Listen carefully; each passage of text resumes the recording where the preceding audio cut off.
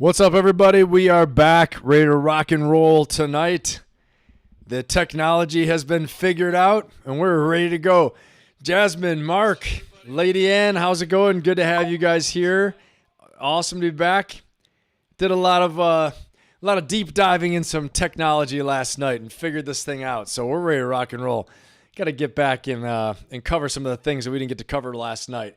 But thanks for everybody coming back right now.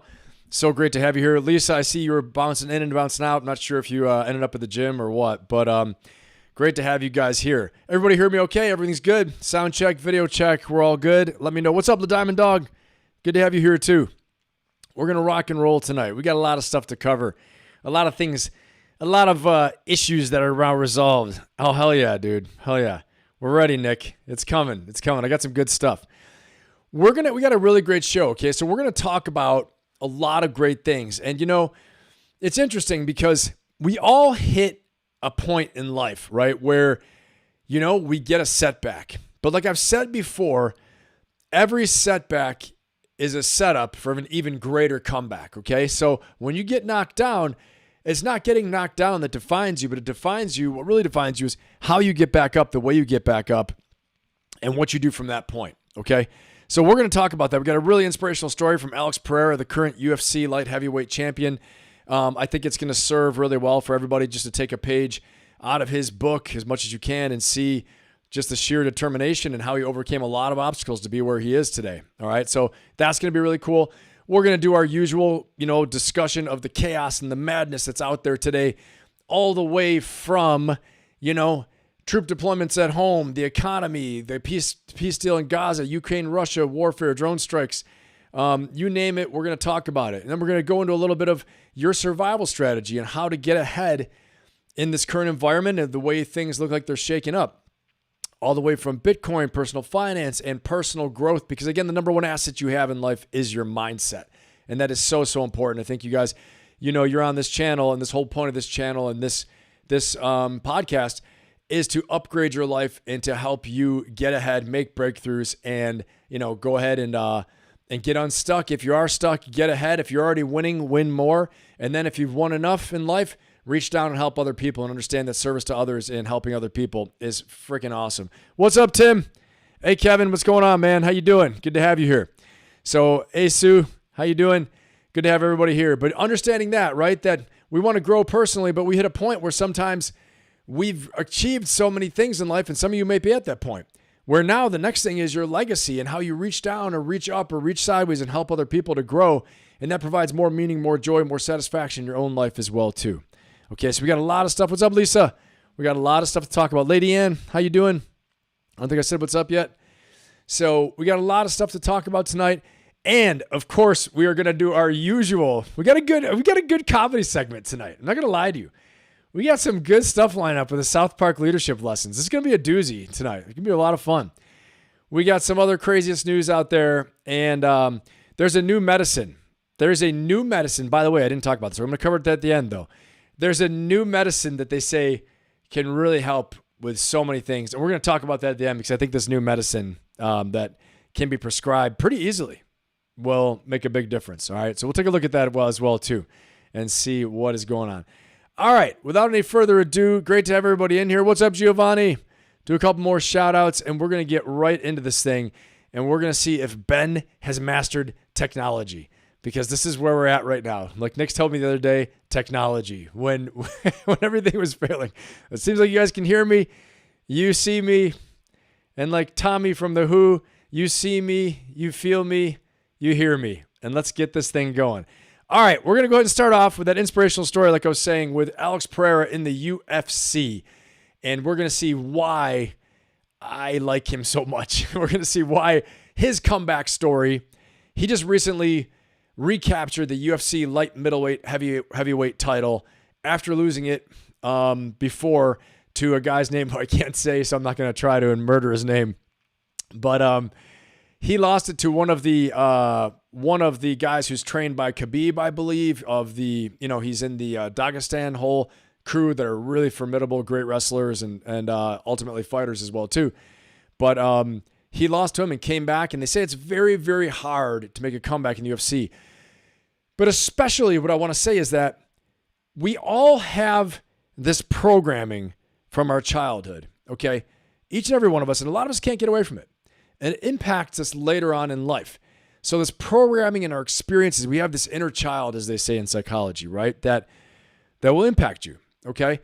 And so you're going to see with Alex Pereira, he came from some pretty rough background and pretty bleak, beginnings to rise up to become this heavyweight champion. And I'm not just talking about poverty, which he had, but, alcoholism, violence, drugs, things like all this stuff like that on the mean streets of Sao Paulo. So without any further ado, let's go ahead and get into this. And you guys tell me if you can see this in the chat and if everything's... November 2023. November 2023. This seemingly random Reddit post goes viral. Nothing special at first glance, yet people are freaking out. It's a Google Street snapshot of a tire repair shop in Sao Paulo. But here's the thing, it was captured 12 years earlier.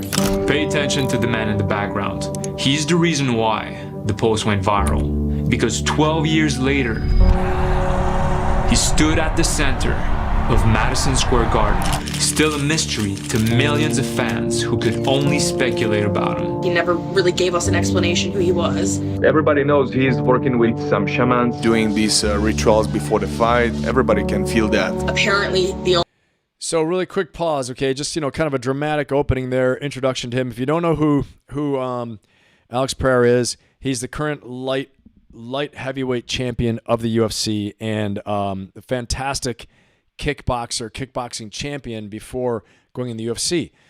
And we're going to talk about some of his humble beginnings here, and we're going to talk about his rise to, stardom, fame, all those things. But I don't think he ever really cared so much about that. He was battling a lot of other things like many of us do, okay? We all have our own personal demons, our personal challenges.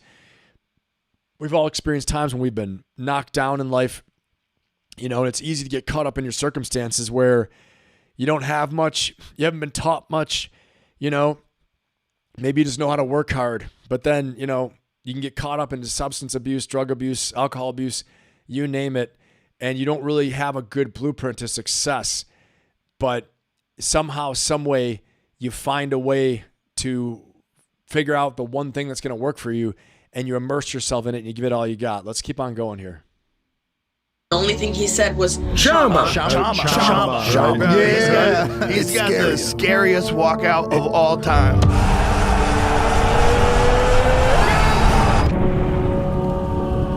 The year is 2004. In the favela of Sao Paulo, a family mourns the loss of a son. He leaves behind 6 brothers and sisters. Poucas pessoas sabem da história, né? Mas morreu com 18 anos, né? That would mark the beginning of an impossible climb to the world's greatest heights. What advice would you give your 18-year-old self? Do it all again. The year is 1995. The place where I grew up was in a rough neighborhood in São Paulo. It was a very poor place where there was no hope of a much better future. Most people live below the poverty line, often in improvised wooden shacks. We are 7 children. We were 7 children. My father was a bricklayer. He would save up some money or bring home some construction material he would get at his job to build our house bit by bit.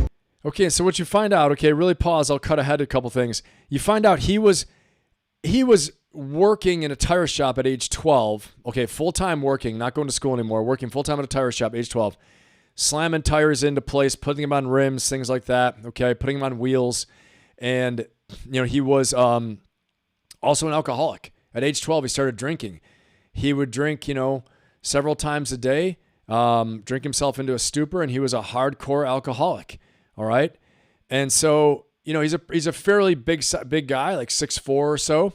But as his coach said, when he first found him, he was weak from the alcoholism, from, the way he lived, from malnutrition, probably a lot of things. Okay. So he had to rise up above all this. We'll watch a little bit more of this one, and then I'm going to show you guys some more things. We'll talk it through. Okay. But the family was too big. We were 9 people living here. My mother was a housewife. She was always trying to do what was best for her children. But raising 7 kids is difficult, especially in the bad place we used to live. I used to fight a lot at school or in the streets. But Alex would never fight on his own. My brother and I were close when we were kids, like my 2 sons are today. We'd go everywhere, do everything together. We got into a bunch of fights. We were a massive handful. I'm not into studying. It's very difficult for me. Not into studying. It's very difficult for me. Okay. How many of you out there have felt the same way, right? You know, it's challenging because if it's difficult for you, you got to find another way to be successful. You got to find another way to learn. So just remember that wherever you think you're starting from or wherever you think your problems are right now, understand that someone else has been there too. Usually in a worse position than you've been in. Okay. Not always. Some of you might be getting up there with a bad situation that you started in or you're in now. All right. Just understand this when you're watching this, but someone else has usually been in a worse situation somewhere and still overcome the issues that you are experiencing in order to rise up to make a breakthrough, to overcome their odds and to succeed in life. Okay. Whatever that may be. And you'll hear later from Alex Pereira, he said, you know, even if I didn't win the championship, even if I didn't do anything, when he quit alcohol, severe alcoholic for 12 years of his life, from 12 until 24, 25, maybe even a little more, he said, I already won in life. I was fighting. I was doing things that, you know, I didn't never know I would do before. And I overcame alcoholism. I was no longer drinking. So I already won, no matter if any of this fame and any of this fortune came. So let's keep going here for a little bit longer. Even my Portuguese is bad. So Alex got a job quite young. I don't know if you guys heard that. He doesn't speak English, and he said even his Portuguese is bad. It's pretty funny. That's part of the mystery with him too, is he never speaks English. You know, so it's more mysterious out there when he's out in the UFC. 12 when I started working at the tire shop. It was a big responsibility for a young boy, and my life changed completely. I would stay here all day long. I would come here at 7 or 8 a.m. until like 7 or 8 p.m. And that took a toll on my body. He was strong, a jack of all trades. He was my best employee. When I started working, I would always save some money to help out my mom. I would never spend that money. That was for her to help pay living costs. His brother, however, chose a different path. When I was 15 and he was 16, we started drifting apart because I was working full time and he was dealing. So we drifted apart. But things at the tire shop would still take a dark turn. Working at the repair shop was nice, but you end up learning a few bad habits. In my case, that was drinking. I was in the midst of adults, flawed like anyone with addictions. And in that environment, I was introduced to some bad things like alcohol. I was only 12 years old and had a lot on my shoulders. Bit by bit, my consumption of alcohol increased. When I got to 16 years old, I would drink every single day. I wouldn't skip a day. Alex is 17 when his brother passes. Unfortunately, he took the wrong path and he's not with us anymore. How did that happen? What was the reason for his past? Okay, so you can see like his background, right, where he came from, and you can see the alcoholism just, you know, really ate him up. Started drinking when he was 12, drinking every day, you know, by the time he was 16, never missed a day, right? And so, you know, drugs are a big thing today as well, too. And obviously alcohol is everywhere. It's pervasive. So you have to think about, again, what is your holdback? Like we talked about last night, what is your holdback? What's the thing that's going to hold you back? This was definitely something for him, and he ended up overcoming it, okay? So cutting to later on, he rises through the ranks of the kickboxing world, becomes the state champion, his country champion in Brazil, becomes the Pan American champion, and he goes ahead and he captures eventually, well, first of all, he fights against his arch nemesis, who we're going to talk about here in a minute, okay? And I can't even say his name, but Adesanya is his last name. Adesanya, famous fighter, okay? And there's a series of fights with him, and we're going to watch this without me spoiling it. Passing. Drugs. Drugs. Yeah, my drinking got worse over time. I tried to quit many times. I would drink a liter of cachaça per day. Those were very hard times. When I reached 18, 19 years old, I started wondering, how can I quit drinking once and for all? People always say that sports can save you. I've seen many stories like that, and that's how I ended up doing kickboxing. I said, I want to train so I can quit drinking. The years... You know what's interesting? Okay, sports can save you. And you hear him wondering, he said, I was wondering, how can I quit drinking? All right, I know there's somebody out there, okay, who has wondered this too. All right, I've been there. I've been there myself, okay, where, you know, I got into a habit of drinking, and then all of a sudden you realize like you're drinking too much, drinking too regularly. It's affecting you the next day. That's one of the reasons I don't drink right now. Okay, because yeah, it feels good. You have some drinks, things like that. But the next thing you know, you notice it's affecting you the next day. And for his case, he was a severe alcoholic. He's wondering if he can ever stop. And sports saved him. So It doesn't have to be sports, though. It can be something else that saves you, okay? Like I know Jake Paul, who's, the big YouTuber who now does the big boxing against all the legendary fighters and makes a lot of money off it. He said the same thing. He said the LA Hollywood party scene, the lifestyle of drinking, drugs, all those things like that was going to ruin him. He said fighting saved him too, because he knew if he didn't train, didn't quit it, he's going to get his ass kicked basically. But I saw an interview with him as well too.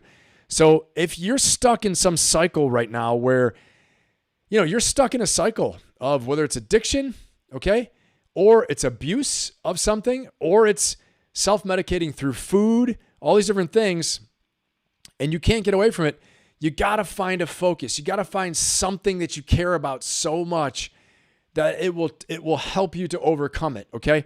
So there are active steps you can take. But again, I'm bringing you this story because I know it serves. We can live vicariously through other people and learn lessons from them, all right? And some of these are some extreme circumstances, extreme examples of what, Alex Pereira went through. And again, you can see all his fights, and it's pretty fantastic. But that's why I'm taking time to really go through some of his story. It's a great story of overcoming the odds, huge odds, right? All the way from Sao Paulo, Brazil to UFC champion twice, kickboxing champion, all these things like that, okay? Now, you don't have to be a fighter. You don't have to be a kickboxing champion, but you need to overcome your own demons and do things you're afraid to do, okay? You have to step through the fear in order to grow. This is one of the biggest things. I posted this on my Instagram today too, if you guys saw it on my story, but the cave you fear to enter most holds the treasure you've been searching for, okay? Remember that, because the thing you fear the most is probably what you're going to have to do and overcome and get good at in order to get what you want in life, to become who you want to become in life, okay? Now, if you're like afraid of eating spiders, you probably don't need to eat any spiders to achieve the success you want in life. I just want to say that up front, okay? Or you don't need to go and pet a shark or something, don't need to go wrestle a great white. But everything else, yes, you probably need to do. You probably need to overcome that fear and step through it, all right? Okay, I'm going to go ahead and we're going to move on here and talk a little about his arch nemesis, okay? We see his character arc. You see the success he's getting.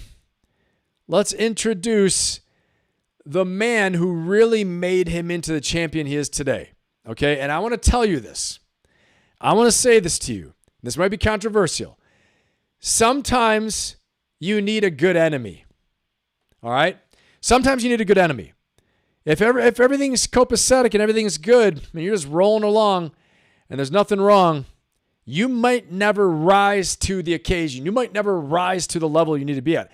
Sometimes you need a great opponent, a powerful enemy, maybe a great cause, okay? That's a do or die cause for you in order for you to rise up to become who you're truly capable of becoming, okay? And I would say who you're truly meant to be, and I agree with that. But this is a choose your own adventure. And if you choose the adventure, then you can become it. So I do believe it's your capability and your capacity and the true potential that you have that you need to step into. But sometimes we need a great challenger. We need a great enemy. We need someone who's going to push us along. We need sometimes, I hate to say it, there is such a thing as post-traumatic growth. We need that trauma sometimes. I even hate saying that. I don't want to say it. We don't want it. Nobody wants it. Nobody wants that pain. Nobody wants the suffering. Okay? But sometimes you don't have a damn choice and it shows up. And it's do or die time. Okay? I was talking today earlier about what makes great heroes in battle and in combat. And a lot of the times, we tend to fixate on all the special operations guys, right? We all, this and that and all the schools and we've been through and the hard training, and that's all true. All true. Great, fantastic people. Okay? But I want to tell you, great heroes usually are ordinary people set in extraordinary circumstances that are required to do an extraordinary thing in order to survive. Okay? In order to win and survive. And I'll tell you, I know a few, no kidding, amazing heroes who are not from any special operations force, okay? Some Marines, yes, for sure, okay? Some first responders, things like that. And some are everyday people who just stepped up, okay? You have greatness within you. Never forget that.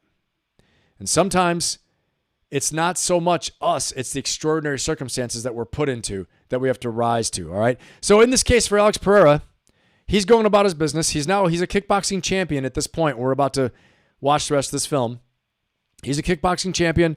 He's won his state in Brazil. He's won the country of Brazil championship. He wins the Pan American Games. Now he becomes like a world kickboxing champion at this point. And he faces this man, something Adesanya. I can't say his first name, but you guys will know him when you see him. Any fight fans, UFC fans out there, you will know him immediately when you see him, okay?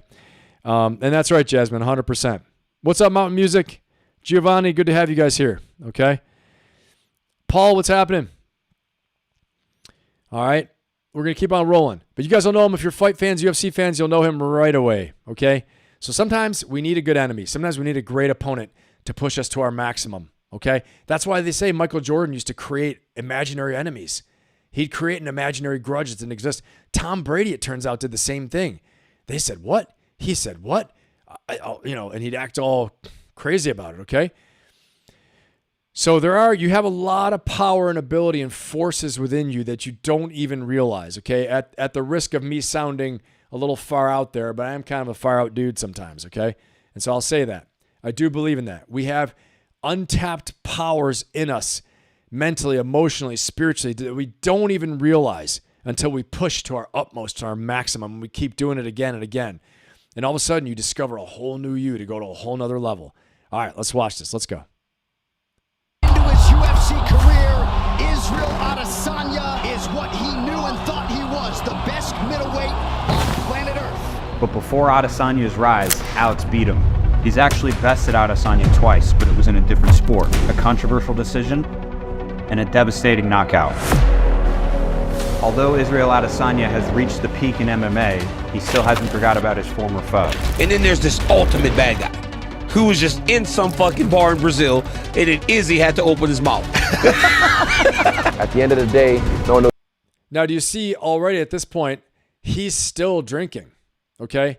He's still drinking. He's still not, he's still a drunk, even though he's, a kickboxing champion. Now, I wouldn't say a drunk. I would correct that, okay? But according to some of the documentaries I've seen, he's still drinking. He hasn't fully beaten it. He's got it under control, not fully beaten it, though, okay? That's why Adesanya's making fun of him. He's going to be in some bar somewhere, and, he's basically going to be nothing. He's going to be some guy say, yeah, I beat him once. And like Daniel Cormier just said, former UFC champion, okay, just said, Israel Adesanya had to open his damn mouth. And so who shows up? Here he comes. Knows who the f he is, and he's going to be that guy when I'm world champion, when I'm a legend. He's going to be at some pub, talking some shit about, I beat that guy one time. Aquele vídeo que postaram, né, uma entrevista que o Israel Adesanya fez, me motivou muito, né, me senti desafiado. Okay, if you couldn't read what he said in the captions, if you're just listening along, he said there was an interview with Israel Adesanya that motivated me very much. Okay? And that's what he was saying in Portuguese. Pô, já perdidão mesmo dias, né? Bebia todos os dias. Eu achava que eu nunca ia chegar. 20 down, 5 to go.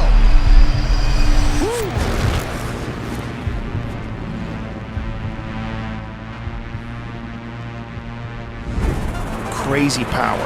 He's got something weird where he hits guys. They look confused. The guy just has that look like he's made out of steel. It's just such an intimidating figure. Oh yeah, Pineda, right? Just stone face. I'm going to kill you. Is what he's doing. Like the power was different. The style was different. It's a weird style. Hands down, weird movement. He doesn't throw his combos as fluid as some of these other world-class strikers, but when he connects, he was beating up everybody over there, dude. And it was the way he was doing it. He was putting them into orbit. I was like, this fucking guy's terrifying. And in 2012, he kicks off his competitive career and starts having success despite the alcohol. It's safe to say Alex picked up the sport very quickly, rose the ranks fast, and gathered belts. All right, so long story short here, okay? Long story short, Alex goes ahead and he beats him, okay? He beats him. He claims the title. He's the world heavyweight champion, okay, middleweight champion. And then he rises up to be light heavyweight champion. Okay, recently, cutting ahead, and why it matters for all of us and how we can take lessons from this, like kind of the business leadership lessons, life lessons, all these things, is that he recently lost his title, okay? So he's a two-time champion, and he recently lost his title, actually the light heavyweight championship. He won it from Israel Adesanya, then he lost it to this other guy. I'm going to show you in a minute because I can't say his name. Something with an M. All right? But he came back recently and beat him in about 25 seconds, and we're going to see this. But there's all this trash being talked that he's washed up, he's done, he's over. And, you know, and he made a comeback. He made a total comeback. And I guess the thing he said in the face-off right before the fight was, I'm not going back to the tire shop. Is what he said to the guy in Portuguese. And the other guy didn't know what he said. And he just said, no chama, because every time he wins, he says chama, chama. So all he said to him is, I'm not going back to the tire shop. Okay, so let's see his comeback fight. Okay, so you understand his whole backstory. You understand his baggage. How easy do you think it is if you fail after rising up all this only to get knocked down again? Despite the heights we achieve, despite the victories, despite the wins, when it's taken all away from us, that's where we're truly measured. When it's taken from you, when everything you worked for is taken. Maybe it's a health problem. Maybe it's relationships over, okay? End of a relationship. Trauma from loss, from grief. Maybe you're defeated in the ring, embarrassed, okay? Your strength has failed you. Your strength was taken away from an illness, which is actually what happened to Pereira. He got injured and got sick. He still showed up at the championship fight. He fought and he lost. Wasn't himself, okay? Will he even get another shot at the title? That's the question. There are other people in line after that. So what I'm telling you is that the lesson to take away here is that, okay, none of us here, we're not UFC fighters going, maybe one of you are in the audience, okay, a UFC fighter. But I'm saying most of us, the vast majority, 99.9%, are not going in the ring to fight for a world title, okay? But what you are fighting for is the world title of your life and your goals and your dreams. And it's going to be harder than you think to achieve them. It's going to take longer. It's going to probably take 10 times longer and harder than you actually thought. Okay? But I want you to understand that take a page out of the book of somebody who started from nothing, beat the odds to achieve so much, okay? Overcame addiction, overcame poverty, overcame loss, overcame, a poor blueprint, poor training, okay? Poor mental conditioning to become a world champion, and then had it taken away. How easy it would have been to fall back into the bottle. Those old demons don't go back away. They don't go away forever. Okay, we all know that. Those old demons don't just go away forever. They're lurking around the corner waiting for you to fall, waiting for when you're down, whispering to you. The old demons are whispering to you saying, come on back over. I can help. Come on over here. I can help. Don't worry about that. We can make this feel better right now. Just come with me for a little bit. Try this back out a little bit. Just a little bit. Just try a little bit. Just do a little bit. And little by little, you give away your power. You give away who you are until you're back truly at zero. But that's not what Pereira did, okay? When he lost to Magadur, whatever his name is, I don't know his name. When he lost to this dude, okay? I don't know his name. Ankalaev, all right? Amazing fighter, total respect. And I guess pretty good dude too. Not like some of these crazies, they're all nuts. But when he lost, when he left the ring, I guess he said, I will be back and better than ever. You'll see. Never give up, never quit, never give up on your dreams. This is what he said. That's why on my thumbnail I have never quit, a quote from him. That's what he said. Okay? After losing like that. How many of us can say that when we were at our absolute lowest, we still said this? I'll be back, you'll see, and better than ever. I'm going to come back. Never quit. Never give up on your dreams. All right? So, all right, let's go. Let's watch this little bit of this fight. Let's see what our man does here. So, he went back in, defeated the guy that beat him, has the world title once more, and it's just absolutely crucial to remember, like he said, never quit, okay? Because I can tell you guys all this as much as I want, but if I were to have him here live with me, it'd be pretty cool, wouldn't it? Get him on here live and interview him. They asked him, what would you tell your 18-year-old self right now? I would tell myself to do it all again, okay? And I want to say this. If you haven't done it yet, if you haven't done the thing yet, this is your time. This is your time now to become a hero in your own life, okay? What would a hero in your own life look to you? I don't care how young you are. I don't care how old you are. All right? Who would a hero be in your life? And how can you be like that person? Okay? What's up, Jenks? How you doing? Did a couple quick shout outs here. Jenks, what's going on? I don't know if I said hello yet. Great having you guys here. Yeah, Nick, that is scary Central Asian dudes. For sure, they are. I mean, I love that one line he says, hey, Paul, what's going on, man? How you doing? But he says, send him 2-3 years Dagestan and forget about it, right? So all that stuff. So again, what's my point here with playing? I haven't played too many UFC guys on there. I probably should do more. A lot of great stories from this. A lot of very tangible, metaphorical, great stories to take away about overcoming. Tangible stories of overcoming the odds. Now, the whole point, again, like I said, it's not about being a UFC fighter. It's a different level of skill and probably athletic ability than many people can identify with. But what it is about, the mental toughness, you've got the same ability to be just as tough mentally as any of them, okay? But applying yourself in your environment, in your work, in your business, in your school, in your day-to-day interactions, how you're dealing with your health, how you're dealing with your fitness, all things like that, okay? So as we go forward, I really want us to keep this in mind as we go forward for this weekend and for the rest of the show. And as we look at, because we're about to get into some of the chaos and the madness right now, I'll tell you that much, okay? Chaos and madness out there in the world. But as we look at the rest of the chaos and madness in the world out there, how can you be as tough as like an Alex Pereira or any of these guys, okay? How can you face the fear, face the stress, and overcome it to kick ass for another day, to win for another day? How can you do one more time, one more task, do 10 more tasks, right? In order to get the success you're looking for, in order to get the security you're looking for, in order to get the inner peace you're looking for, all those things like that, all right? In order to overcome the fear, overcome the stress, and all that in order to win. That's what I want to say. All right. Put any questions you guys have in the chat. We'll do a little questions, Q&As in the chat right now. That's right, Jasmine, exactly. There are moments of suffering for something better. You got to sacrifice. There is no success without sacrifice. 100%. Okay? Elbows, baby. For sure. For sure. Lisa, I know that's the truth. Not coming back was not an option. I understand that.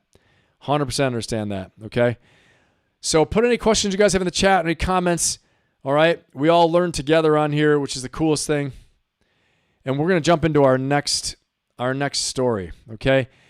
Right now, we're going to expand out our lens, and we're going to go globally, strategically into the world news. We're going to talk a little bit about, again, what things could impact us, and really what could impact us at the start of World War III with Russia versus Ukraine and Russia tempting NATO. But right now, we're going to talk a little bit more about the importance of, logistics and supply and the gas pipelines and how Ukraine, I talked about it last night a little bit, but I'm really going to illustrate it right now, but how Ukraine has been taking the fight to Russia so much. Just like in that clip, I didn't play the whole thing for you guys. All right, because I'm trying to avoid any worldwide blocks from the UFC or for anybody else, as you guys know. Keep the clips short as much as I can. But Ukraine, just like Alex Pereira there, the only way they said he could win, because that other guy that he knocked out is a crazy wrestler. And if he got him down, it was going to be over. That's why he lost the last time, okay? So they knew as a striker, as a stand-up fighter, he had to keep on going forward and attacking. Well, that's what Ukraine's doing right now. Ukraine might have seen that fight and said, okay, we got to take the fight to Russia, and this is what we're going to do. So we're going to play this clip in a second, but I see I got a question here. The Diamond Dog, how do you deal with knuckleheads as a leader? Okay. All right. Well, it depends. I will say, it really depends. The Diamond Dog, how do I deal with knuckleheads as a leader? One of the most important things is to, you got to coach and counsel often. So try to understand where they're coming from. And I'll say one of the things that's super important is to understand the needs, understand the motivations, understand the interests of this knucklehead, okay? Maybe they're doing it for attention. Where are they coming from, right? Why? What do they really need? Is it recognition? Is it attention? Do they need more responsibility? Who's saying they're a knucklehead? What are they doing? Do they even understand their job? Okay, there's so much on a leader that so many things that are on a leader, the responsibility on a leader, that you have to make sure before you just say, this is a knucklehead, I'm going to fire and get rid of him. Okay? First of all, have you clearly communicated the intention, the mission, the task to be performed? Have you stated what the quality is expected, the standard expected, right? Have you coached and counseled and mentored and gotten to build trust with this individual. All right. Do you understand what they really want to get out of this vehicle of work? Because make no mistake, work is a vehicle. That's all it is. Work is a vehicle for you to accomplish the things you want to accomplish in life. Okay. To fulfill your needs, to achieve what you want to accomplish in life. Okay. Work can also provide adventure, fun, social connection. It can provide meaning. It can provide, a community of people that you belong to, belonging, respect, significance. It can provide growth. It can provide service to others. It can provide income, economic prosperity and security. It can provide stability and security. It can provide love and connection. Lots of things out there that work can provide. Okay. So you need to figure out, and I teach this to all my leaders, especially my clients, my executive clients that I work with one-on-one. I do advanced leadership course with them. Okay. And it's some of the things we deep dive on.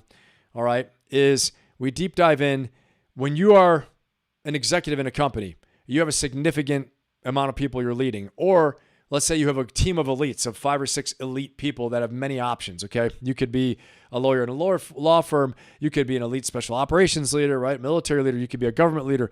You could be in business, right? Entrepreneur, or a C-suite executive, all these different things. The bottom line is you got to understand your people and what drives them. Okay. La Diamond Dog, I hope that helps. But this is where I always start from first.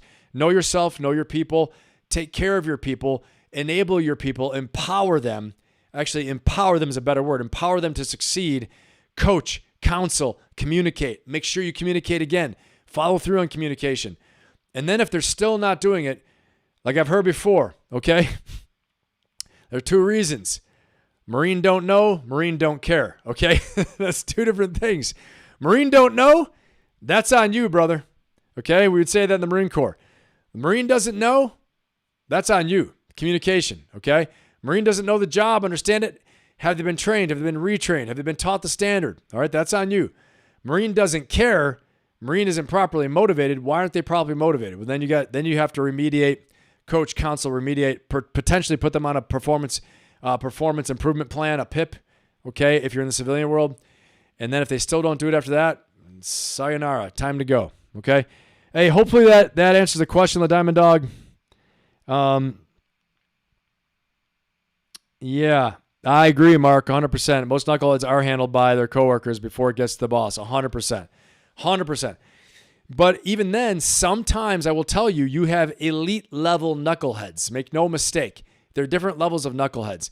You will have an elite level of knucklehead. Okay, we're going to jump back into our story, into our show here. But elite level of knucklehead who, might be up there in the chain of command. They might be in the C-suite.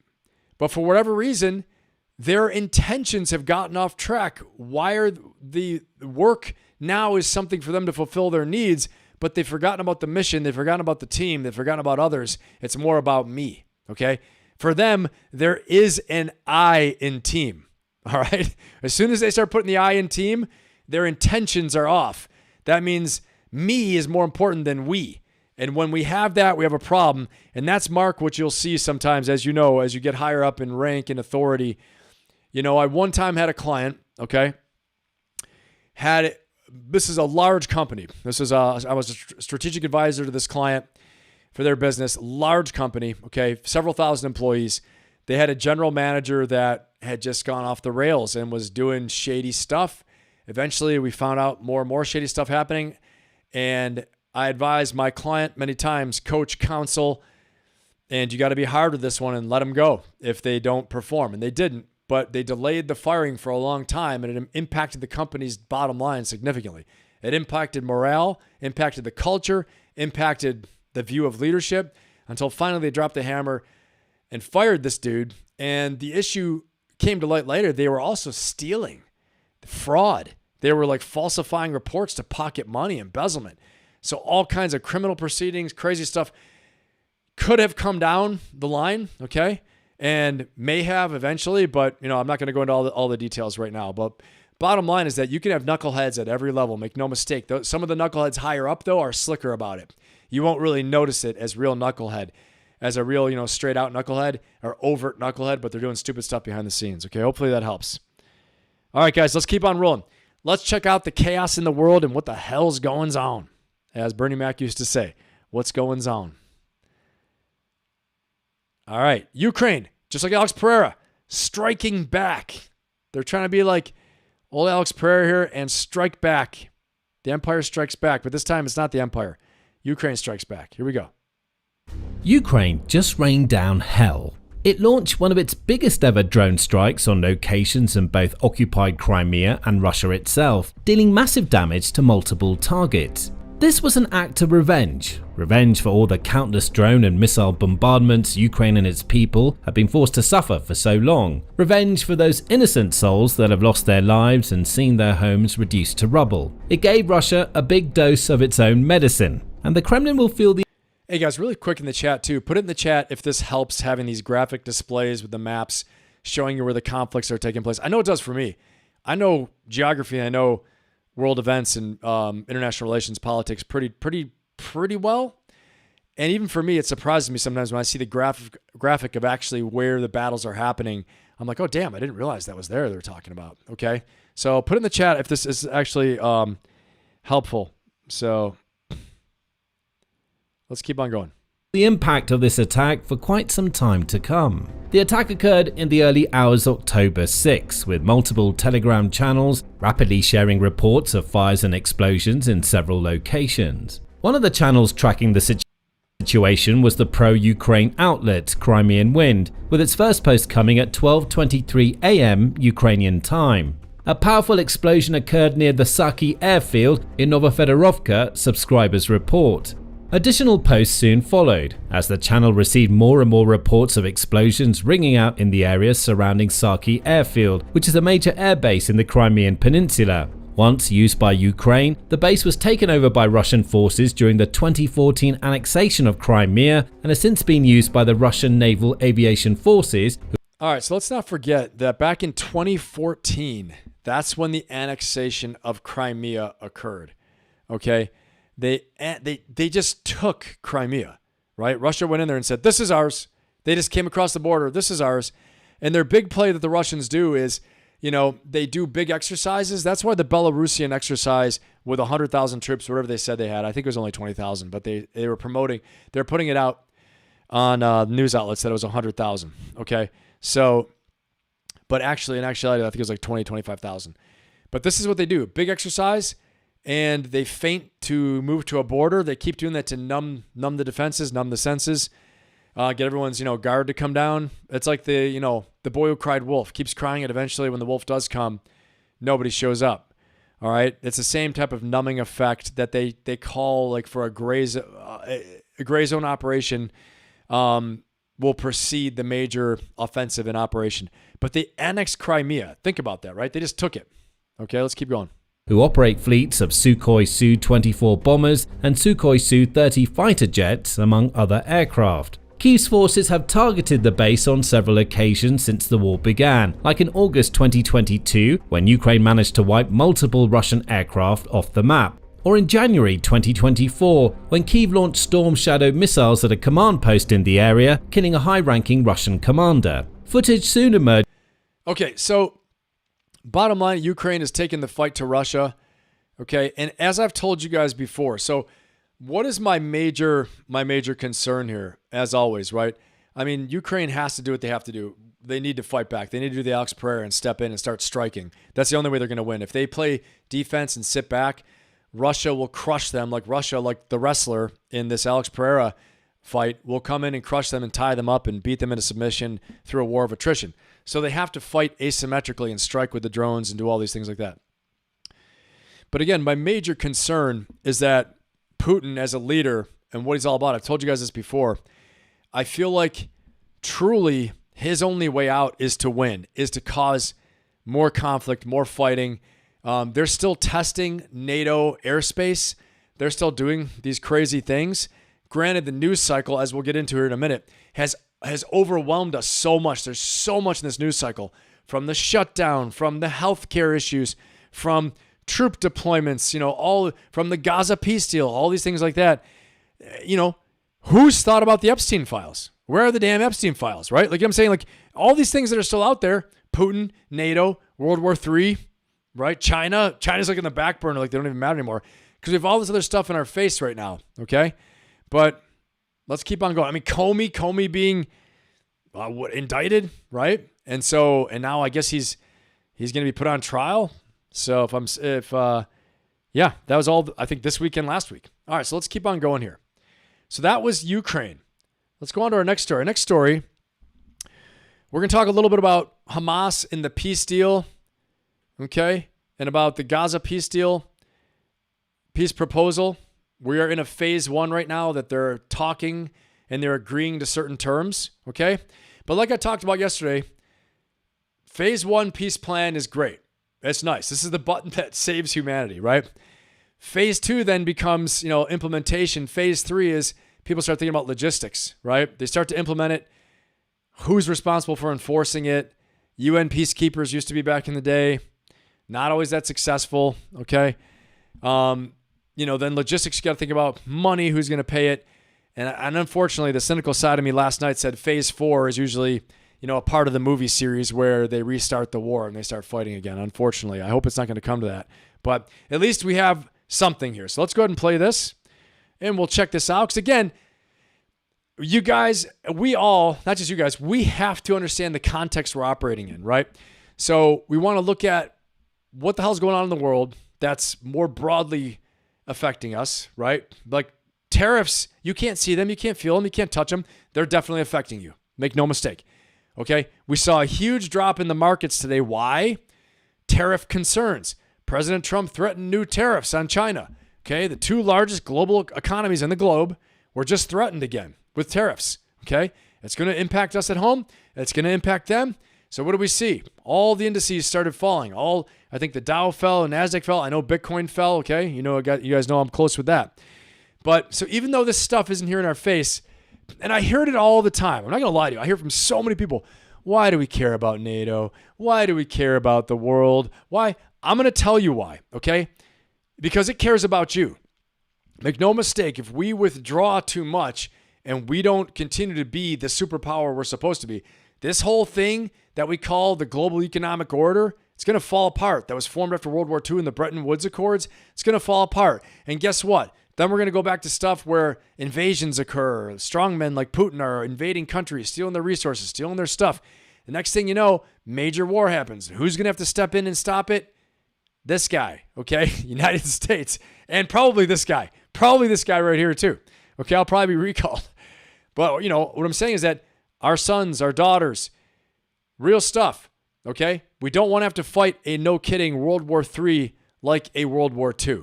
The largest, most damage and conflict and casualties ever in the history of the world, World War II. We don't want to fight that again. Make no mistake, that's the purpose of the global economic order, all right? We're trying to make competition at a different level with economies and trade and things like that, okay? So that countries can get lifted up. Like China came out of poverty. Almost half the country out of poverty. The vast majority of the country was in poverty before. Vast, abject poverty. But global trade's what lifted it out, okay? So a country that can eat and feed itself is less likely, according to a lot of political scientists, to go to war, okay? Especially when they don't have just a dictator. So let's keep on going here. All right, let's play this. So like I was saying, that it's great that we have an agreement to parts of President Trump's peace plan. And good on President Trump, too, for doing what he's doing, for pushing this. My understanding is that, he played a major role in getting this thing to get where it is right now. Okay, so that's at least my understanding from the sources I've read and I've looked at and I've watched. And so that's a good thing, right? That's definitely a good thing, for sure. So that's a win for this week, right? And I don't want to be overly cynical because I can, obviously I can sit here and trash it and I can say, like I did say already, yeah, stage 1, stage 2, stage 3, stage 4, back to war. I made another rhyme. I need a bell or something. Ding, ling, ling. Another rhyme, baby. I swear I got some kind of rapper in me, I'm going to put out an album soon. So anyway, but this is a positive. This is something uplifting for the week, right? That's definitely something good. Hopefully it keeps going. But then again, like I said, implementation's next. Logistics are next. How do we get through all these other places? But at least we get to a ceasefire. We're getting to some agreement on parts of the plan. Disarmament is a whole nother ball game. Let's see how it goes. But at least they're talking, which is good. Okay. All right, moving on. Moving on to the news, things that we should care about and be concerned about. Okay, things that will affect you. Like I said, out there will affect you here. It's like the tariffs are out there, but they're affecting you here. Make no mistake. Make no freaking mistake about that. Okay? But I will say, like I said last night, if you're the one on the line, you're the one in the seat of being the leader, and you do what you got to do. You make calls you got to make that aren't popular. So, I'm not here so much for the judgment as I am call the shots, calls the balls and strikes that I see. Okay? And also to form a context for how we can form our battle plan to kick ass in life and make breakthroughs and overcome the odds against us. All right, next. Let's check this out. Okay. Yes, there's so much discussion of National Guard being deployed to Chicago, to Memphis, to Oregon, to Portland, Oregon, D.C., all over the place. Let's see what this is about. Okay. Put in the chat what you think about it. There's some heavy stuff here for sure. Before I do that, give a couple shout outs. Kim, what's going on? Mountain Music, what's happening? Becky, I think I saw you in here earlier. Becky, how's it going? Good to have you. Hey, yeah, I posted at 6 p.m. 8 p.m. was a little too late. 6 p.m. is a better slot. Plus, the War Room has migrated from 6 p.m., so it's open slot. And maybe this will be the new home for it. You guys tell me in the chat if you like this this slot. What's up, Kim? How you doing? Good to have you. All right, let's roll. We're going to play this and we'll talk about it. Moves and new threats by President Trump to send the National Guard into blue states over the objections of governors, even if it takes emergency powers to do it. The Republican governor of Texas, Greg Abbott, posted a picture showing National Guard troops from his state boarding a military aircraft. We're told the president has activated Texas troops to deploy to the Chicago area, where protesters have been clashing with ICE agents. Flight records appear to show the troops landed in neighboring Indiana overnight as they await what comes next. Now, Illinois Governor J.B. Pritzker has called the mobilization an unconstitutional invasion. The city and state have sued over it, but a federal... Hey, really quickly, Jamie Pritzker, I think it is. He is... Let me see here really quickly, guys. Let's replay this. He actually used to be in the Trump White House the last administration, okay? So there's some inside baseball where he's under investigation for some things, not a friend of the president's. I don't understand that, honestly. I don't know if I've ever seen it before. Not that I'm some big presidential historian, but, I've been around military, government, type of stuff for a while, and I don't think I've ever seen it to where from one administration to the next, people were friends and now they're enemies. I've seen people not be back in the White House or not be back in the administration, but like no kidding enemies being prosecuted, being attacked. Maybe it was just quieter then, but I didn't see that, in the Obama administration, didn't really see it in Bush, didn't see it in Clinton, didn't see it for, unless we didn't hear about it, but it's so in our face now. So this guy, let's play it again. He's actually they await what comes next. Now, Illinois Governor J.B. Pritzker has called the mobilization an unconstitutional invasion.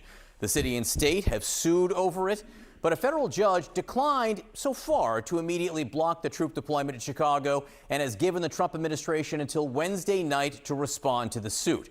And if officials or courts stand in the president's way, the president says he could get around them by invoking the more than 200-year-old Insurrection Act.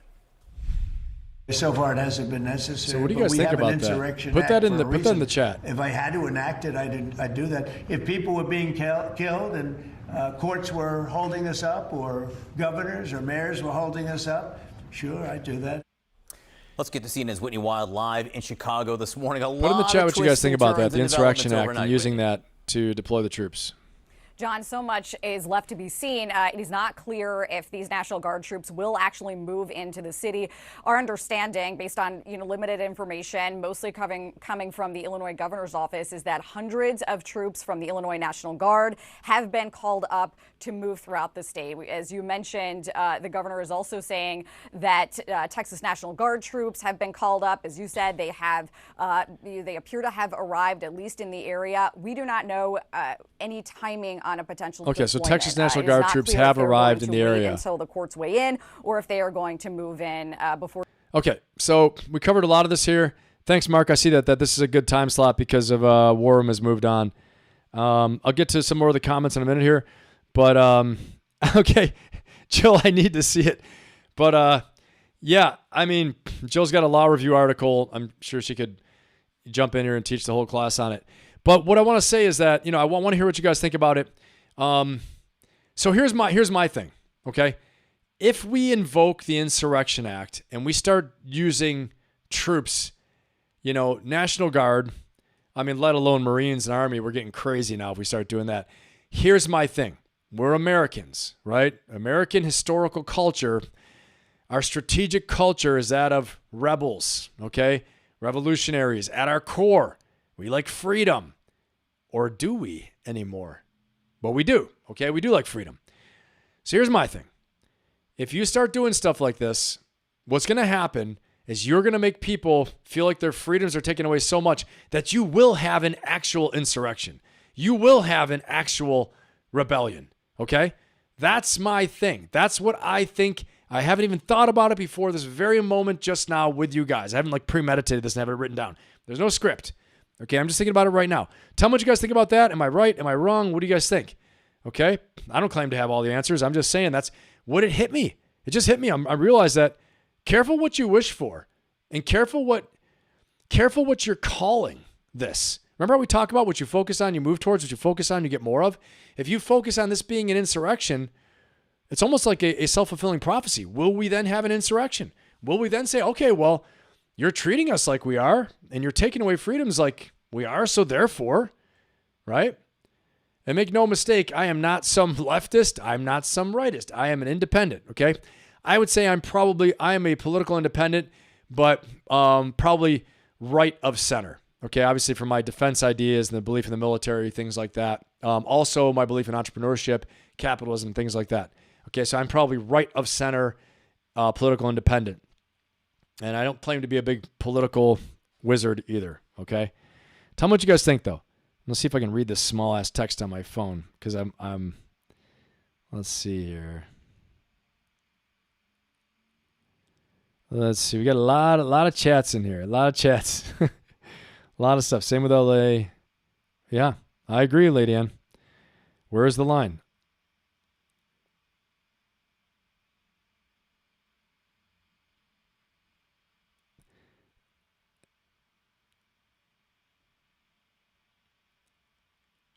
Let's see here. War Room is still a show. We're moving to another day, though, Super Slam. We're moving to another day. All the guys, we all kind of posseed up. Friday just got really rough for everyone.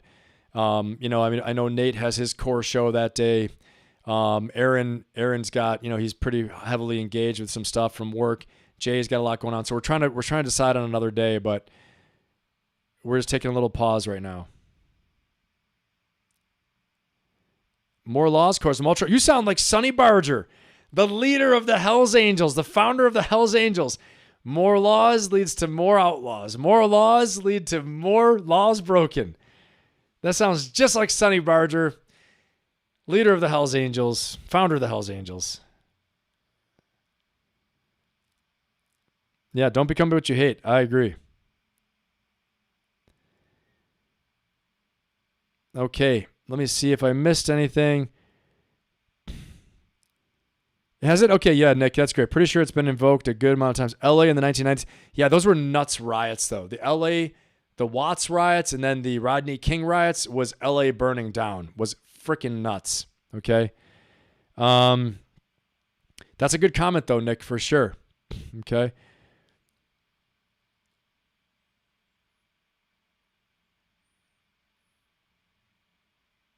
Let's see, Mountain Music. Any other good? Hopefully, any other comments or questions here?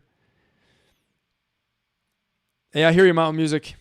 I'm with you there. Let's see, guys. Let me thank you. Thank you for the support, everybody. Stop rhyming. I can't help it. It just happens. It just happens. The rhymes just come to me. Maybe I'm meant to be Ben the Rapper. Maybe. We'll see. Who knows? All right, we're going to roll on. Partly because the script on this phone is so small, I can't even friggin' read it anymore. All right, my eyes are bugging out like crazy. Okay, so put it in the chat what you think again, and we'll address it. We'll talk about it. We're like running like a seminar format here a little bit. Okay, and we'll keep on going. Let's see what else we got going on. Oh, how much fun! The shutdown drags on. Boom. Yes, we're going to talk about it. Let's do this. Let's get in it. Another great thing. Shutdown is affecting hundreds of thousands of federal workers who are going without pay, and the IRS says it plans to furlough more than 34,000 employees, effectively shuttering. Now, I want to say something, okay, before I say something that's really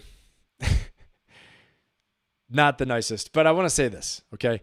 I heard today, any military guys tell me, guys, girls in the audience tell me, I heard this today that the military is going without pay right now. All right. And I've never heard of this. I've heard where they say it, but you don't miss a paycheck. But what I'm understanding right now is that they're actually going to miss a paycheck. This is not good. This is bad stuff. Number of reasons why. Remember when the last conversation I just had? Okay.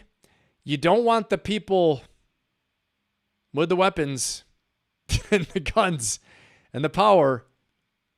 You don't want to, jostle that up too much, right? You want to keep everyone stable, safe, and quiet, okay? And here's why. What if they just go home? Easiest case scenario, simplest, they go home. They're like, oh, we're not being paid? Guess we're not working. I guess we're not deploying. Guess we're not doing this, that. Now they have continuing resolutions. They have money for the deployments, for all those things like that. But I'm saying, actually, if you stop paying people that are non-deployed status at home because they're not essential personnel, I think the Marine Corps largely gets paid. But larger Army, larger Air Force, maybe, in not as much a deployed status or preparing to deploy status. I don't know. I don't know all the details anymore. It's been a while since I was doing that stuff, right? But I'm saying that that's not good. Okay, let's keep on watching this video. But I just heard that today. I swear to God, I even ChatGPT'd it the other day when I was preparing this show on Wednesday, and ChatGPT was like, I can find no evidence that shows the military won't get paid.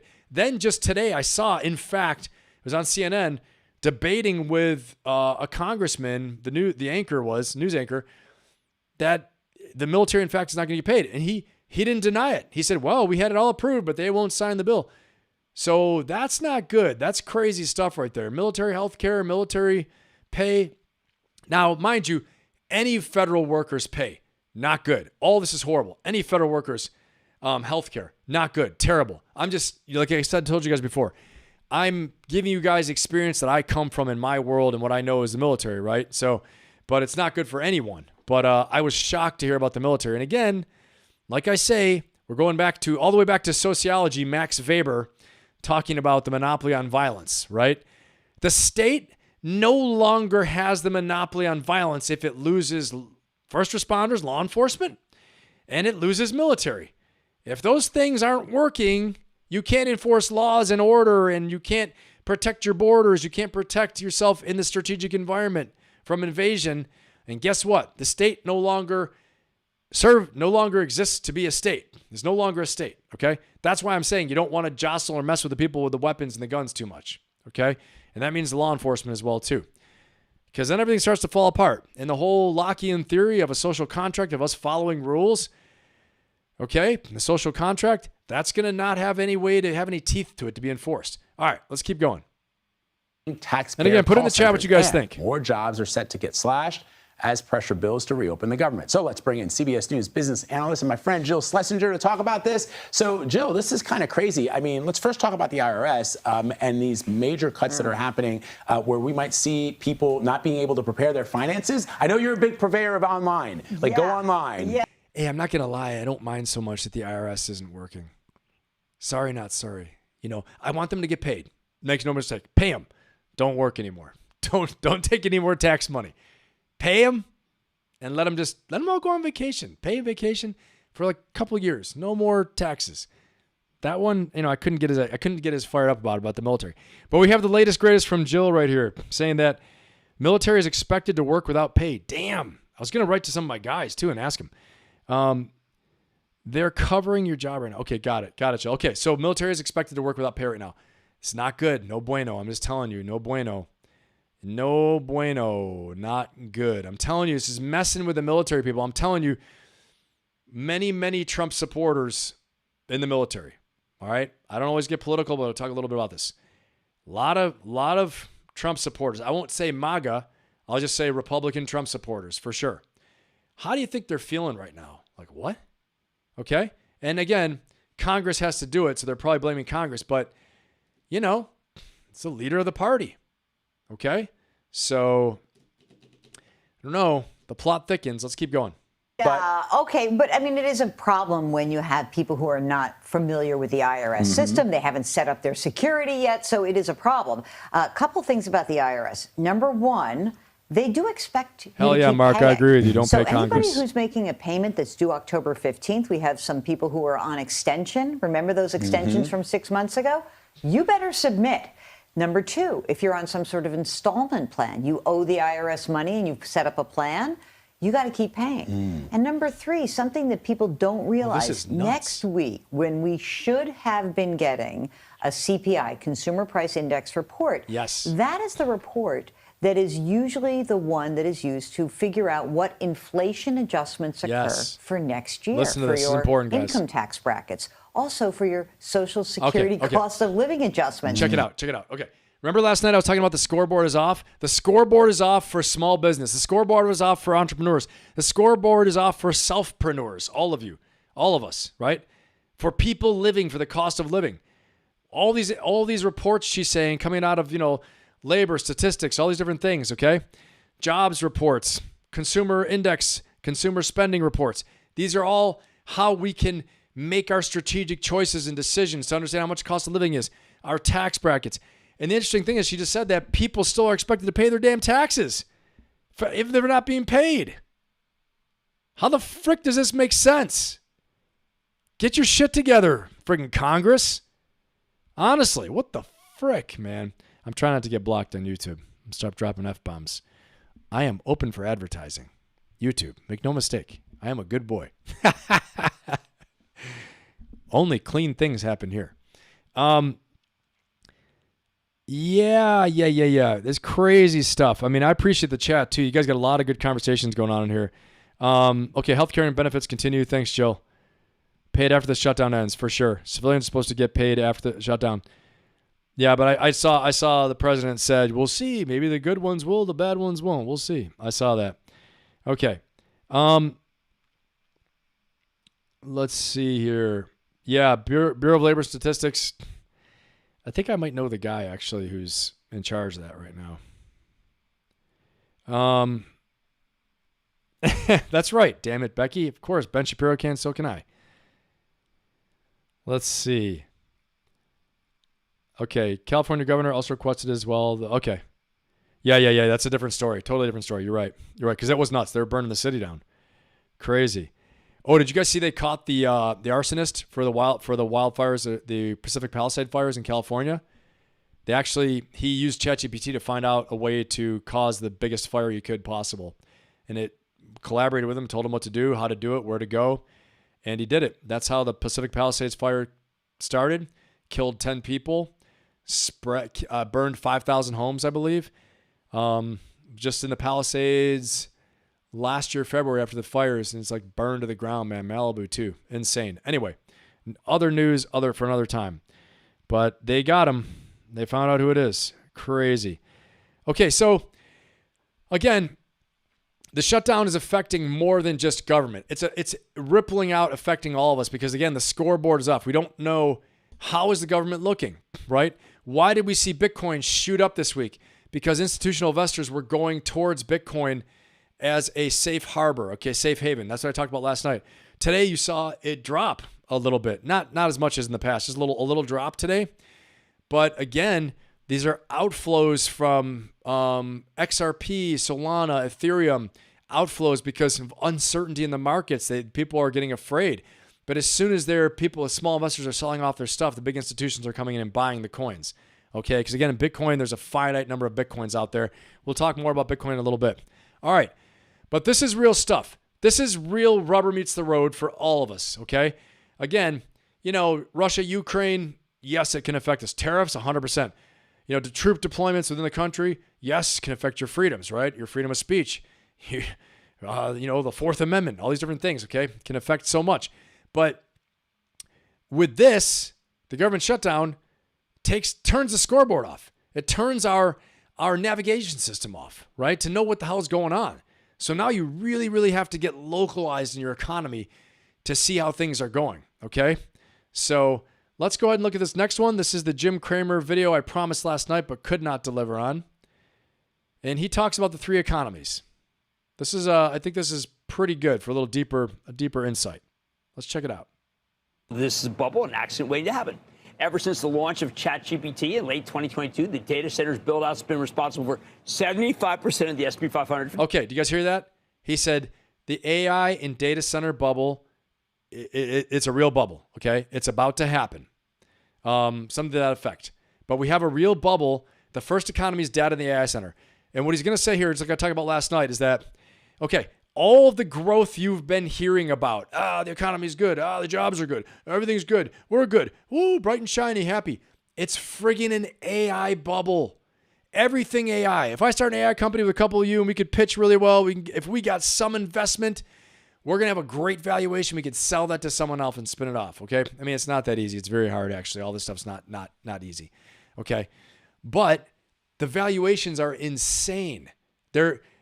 Back in the day, they'd call a company that had like a 100-to-1 valuation, right? A unicorn. Today, let's say 300-to-1, even 1,000-to-1, 1,000x from earnings to valuation, okay? Even more, right? Today, they say there are like 100 unicorns due to AI, 100. Do you think there's some froth? Yes. That's what he's saying. Okay, here, let's keep going. Returns, 80% of its earnings growth, nothing to happen. Ever since the launch of ChatGPT in late 2022, the data centers build-out's been responsible for 75% of the S&P 500. 75% of the S&P 500. 80% of its earnings growth, 90% of capital spending growth. Thank you, Michael Semblus, Chairman of Market and Investment Strategy for J.P. Morgan Asset and Wealth Management, for calculating those for us. The bears want to throw freezing cold water on the whole AI complex, which is why they constantly compare it to the end of the dot-com era. I hate that analogy. The heavy hitters in this business think Meta, Alphabet. Okay, so what I want to say is that, okay, that's a very conservative view we were just talking about, okay? Jim Cramer balances it right now, and he talks about the fact that, the AI data centers are actually earning money, whereas the dot-com era, they were hollow. They were not earning money. It was just BS, okay? They had a storefront, name, and potential, and they would make money. This is different. The AI data centers are much different, okay? But even Jeff Bezos, like I talked about last night, said there is an AI bubble right now. So just buyer beware. As we hear, buy all things AI, people are still going to NVIDIA. NVIDIA was a play from 10 years ago, okay? I just want to say that. So not going to act like I'm all cool, but I bought NVIDIA 10 years ago, right? And so, just because it was part of a gaming systems, and it was going to be, cutting edge gaming computer chips. And turns out it was a great move for a lot of reasons. But I'm saying that right now, it's I believe NVIDIA is like, bigger than some countries, their valuation and their revenue. So all these bigger than GDP of some countries. Okay. So just beware as you're jumping into the AI stuff, do your homework on it. Okay. Let's keep on going here. Amazon, Dell, Micron, AMD, Microsoft, Broadcom, Oracle, and of course, NVIDIA all have incredibly deep pockets. OpenAI is a little more opaque, but they've had no trouble raising money. So he's balancing it out here. Spending on data centers, I would argue it definitely is. But worst case, they can sell some stock and offer a whole lot of corporate bonds. And remember, they have a tremendous track record. All of these companies have been criticized for spending on AI like drunken sailors. There's a cottage industry of bears who spent the last couple of years urging you to short these stocks, not just sell, but short them, especially the biggest short of all, NVIDIA. And they never stop, even though believe it. Can we go ahead a little bit to the second economy here? On data center orders and accelerating. Stocks traded on PageView. You're up 36%. C1, those had federal furloughs. All right, here we go. The reliable Carlyle Group just put out a survey. All right, listen to this, guys. The second economy. Listen to this. The so-called real economy. Second economy, not so hot. The so-called real economy is not doing so hot. Okay. So again, the first economy is AI and data centers. Jeff Bezos says there's a bubble. A lot of the bears on Wall Street say they're a bubble. Okay. Kramer's saying he sees a bubble, but doesn't see it like the dot-com era where there's going to be a collapse, okay? These are real companies with real stock, with real deep pockets. They can sell stock. They're going to survive. He's saying, don't worry. Like I was saying, NVIDIA, you might not get as much upside, but they're still growing, okay? So it's not like a bad thing at all. Let's keep going here. Now he's talking about the real economy. And I think this is important for us to know. Know our operating environment, know what we're dealing with. Like I said before, in the Marine Corps planning process, military planning process, forming strategy, you have to frame the problem first, then you form your courses of action. But if you don't understand the operating context that you're in, you're going to get off track. It's like if you're 3 or 4 degrees off in your navigation plan on a ship going from the Atlantic, going from New York to freaking London, all right, or from New York to wherever you want, from Portugal to Africa, if you're off, you're going to end up in a different country, okay? Eventually, on that long of a haul, you'll end up somewhere totally different, the wrong continent. Economic data because of federal furloughs, but the reliable Carlyle Group just put out a survey showing that hiring's really slowed down. We know from street research that freight has just gotten softer, a great indicator of the future. FedEx caught a downgrade. Housing has slowed as mortgage applications have gotten weak, even as interest rates have come down. Retail sales are not great, especially if they're related to housing, and much are. Industrial numbers are slowing. Autos seem like they're about to roll over, along with used cars. Travel and leisure finally seems to be slowing. Now, of course, there are pockets of strength in the real economy. Banks are still lending and have surprisingly solid credit numbers. Small and medium-sized businesses are doing well, another surprise. But all sorts of big companies are struggling. Even the once safe consumer packaged goods stocks that seem to dominate the new low list. More on that later.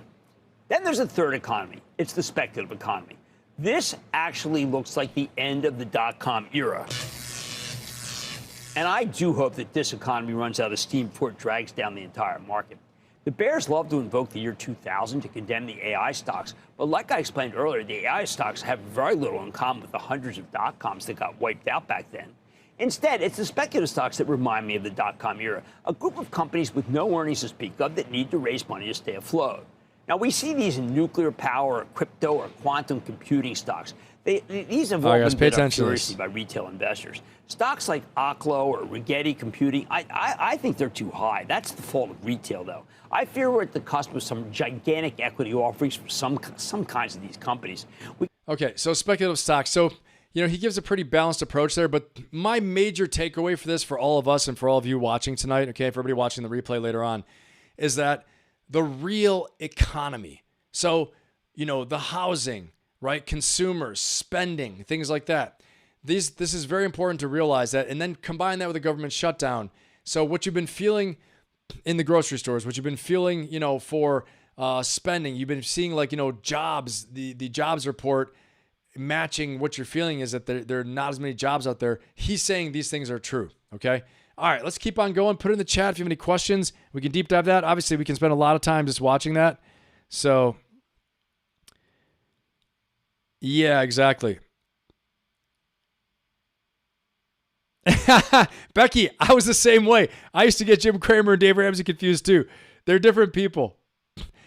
Well, hopefully it's not going to happen. The collapse won't happen, Jasmine. Hopefully not. But if it is, you know what to do. And you just helped me lead right into my next segment, which is Bitcoin.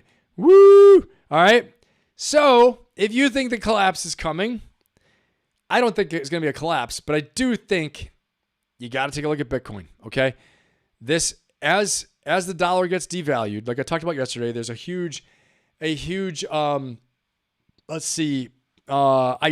out there that's being spoken about by lots of people that the U.S. is devaluing the dollar in order to short the trillions of dollars of debt held by other countries so we can lower our debt service, okay? It's a brilliant move, actually, but they're doing it through stable coins and things like that, okay? So, is there a collapse coming? I don't think it's going to be a collapse, but do I think Bitcoin will become more and more important in our economy? Yes, I do, okay? I mean, there's a reason why you have institutional adoption right now. What this means is that big companies, big financial firms are investing in Bitcoin, okay? Countries are investing in Bitcoin. They have strategic reserves. Do you think they're doing this? Remember I put on a post the other day on my Instagram, or on my YouTube, a big post said, do you think that they're doing this, the billions of dollars inflowing this past week into Bitcoin starting on Monday, because they think they're going to lose? This is JP Morgan. This is BlackRock. This is Fidelity. This is, you name it. This is Strategy, MicroStrategy. This is the country of Japan. These are all these, everybody's flowing in there. They're buying up the Bitcoin. Except for who? The everyday people, the normal people. You have a chance to get in the ground floor of something that is revolutionary, a revolutionary technology. It's forming a new financial system. If you can, get a little bit, start accumulating just a little bit. Get in the water, man. Get involved. Get in the game, okay? You don't have to go nuts. You don't have to risk everything. Get in the game a little bit, though. Get in it, okay? Because if the upside's what they say it's going to be, you're going to have a nice benefit from it, okay? All right, let's keep on going. Let's check this out. Let's see. My next segment, right into Bitcoin. Thank you, Jasmine. Is identifiable, then you have a problem. And so you want to build on top of something that really looks and behaves just like the internet. And for money, this is Bitcoin. Bitcoin is the internet of money. We just need to build the technologies and capabilities to enable it to move the money where it starts and where it ends. Have you had these conversations with the Trump administration, with regulators? Are you encouraged by the direction they're moving in? Yeah, I mean, I think it's definitely better now than it was. And, that's a pretty low bar given what the previous administration tried to do in terms of putting roadblocks in front of the entire industry. I think this is a fantastic thing the Trump administration is doing, obviously, because, just alone, whatever you think, remember I talked about the moral implications of Bitcoin, why it's important, it can't be devalued, it can't be, counterfeited, it can't be inflated, it can't be stolen, can't be, all these things, right? That why Bitcoin is also, it's a leveling the playing field across the world, right? Like governments can't control it as much. Well, the last administration did try to control it, okay? And it would have really hurt the growth and the spread of Bitcoin. But I think it's a great thing what the Trump administration is doing right now with it. But again, understanding his comment that Bitcoin is actually the internet of money, okay? Think about his comment. We're still moving money like it's 1974, okay? Gold, money, yeah, we can wire money, but what is that money really worth? The paper money is not, fiat currency is not worth that much, guys, okay? Fiat currency means like dollars being printed, things like that, okay? And we'll go into a whole nother deep dive on that another time.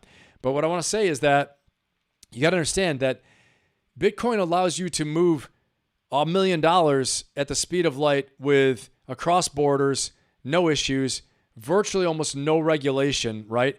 You don't need to go through New York's SWIFT accounting system, okay? Although there's more and more oversight now with taxpayer identification numbers, employer identification numbers being added to accounts, things like that, okay? But you can move money.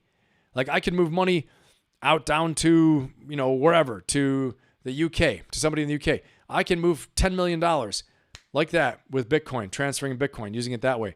And there's a ledger on the blockchain that keeps total accurate accountability of it, okay? Just as an example.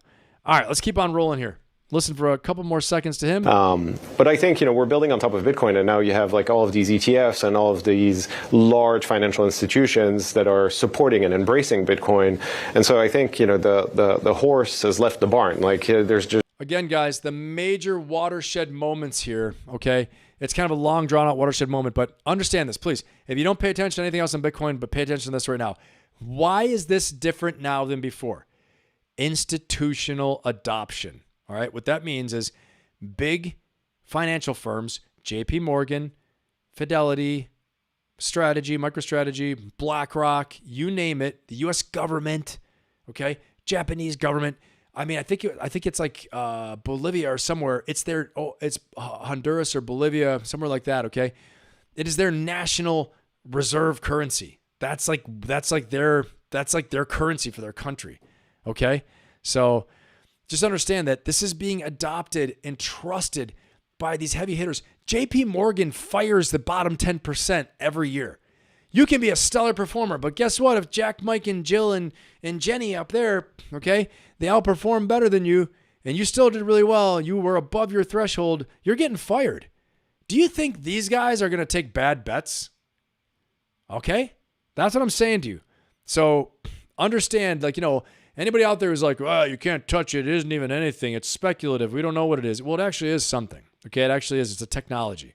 Okay, the internet of money. That's a great way to put it. Internet of finance. Okay, so you're going to be a part of the building of the internet. Okay, for finance and money. Pretty important stuff. Okay, All right, let's keep on rolling. And now, one of your favorite times, we're going to hear a little word from our sponsor, Ben Pappas, Ferocious Optimist Coaching, Membership, and Community, okay? Let me tell you guys something, okay?